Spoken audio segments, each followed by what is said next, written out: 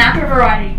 Unfortunately for them, that means they are delicious and quite heavily hunted in a lot of areas of the reef. They do really rely on this protective status that we provide for them here on Green Island. Also on the right, folks, you can see a really long, slender silver fish. This is called a remora. Some people call it a sucker fish. And you can see on the top of his head, he's got a big suction cup that allows him to suck onto larger predators like sharks or whales. Not only gives him a free ride, he can also pick up some scraps from the mouth of that animal. And who is going to try and hurt you if you're attached to a shark? Nobody. So a very clever little tactic for this environment. When we first put this submarine into the water, they did often suck onto the windows, but it didn't take them long to work out that we do not have a mouth and therefore no little scraps. What's that fish there with the angel? Bass fish. Folks, on the right you can see a big round plate looking fish who's just swum under the boat as soon as I mentioned it. You might see a few of those, more of those throughout our tour. Big round grey and yellow fish, about the size of a dinner plate. And we call them bat fish, B-A-T. There we go, folks, one on the far left hand side, about 5 metres away or so. Now we call them bat fish because as they change from a juvenile to an adult, their top and bottom fins elongate quite a lot. And they do get quite a bat-like silhouette in the water. They do, yeah. Now folks, if you've seen Finding Nemo, we also have Dory with us at the moment. She's got a dark oval-shaped body with a half-moon tail, yellow fins and a yellow stripe across her eyes. Oh, yeah. Once again, a dark oval-shaped body with a half-moon tail, yellow fins and a yellow stripe across her eyes. In Finding Nemo, she was called Dory, but her real name is a surgeonfish. If you look closely at the base of her tail, you can see a little black slit.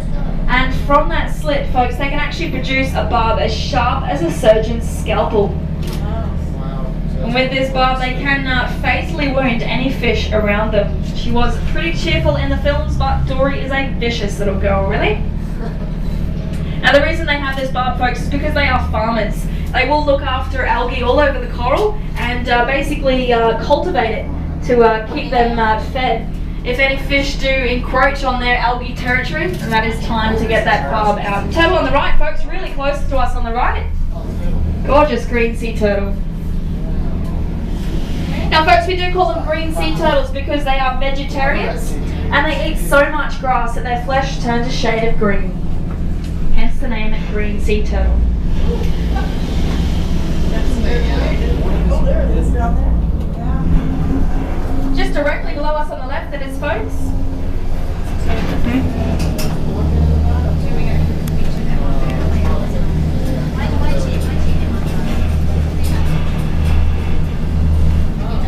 Now, folks, if you look at this very large coral formation on our right-hand side, it is very important to remember that Green Island is a sand cay, and therefore there are no rocks or boulders. Every tiny little lump and bump and big lump and bump you see today is a direct result of many generations of very hard-working corals. Now this particular coral is primarily boulder coral. It is the hardest and strongest of all coral species, but unfortunately also the slowest growing. Believe it or not, it can only grow at a rate of around 2 millimeters a year.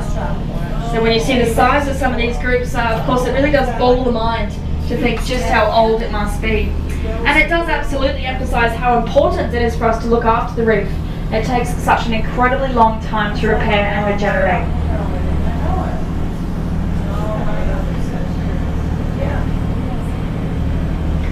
On the right hand side again, folks, you can see quite a large patch of spaghetti coral. You might have noticed that I am simply referring to these coral species by their common names. Scientific names are very hard to pronounce, and of course you probably will forget them within minutes. We basically just refer to the coral species by what they look like.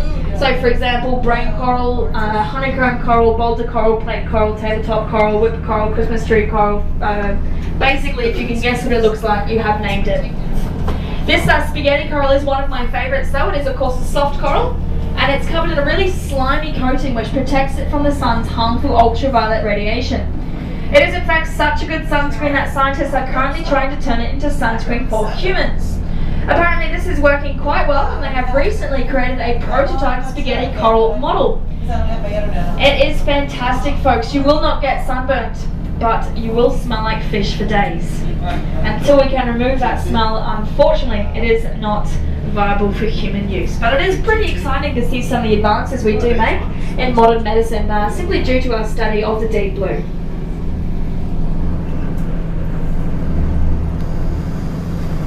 Now with this coral, folks, you will notice, particularly on the right hand side, I can see a nice little purpley patch.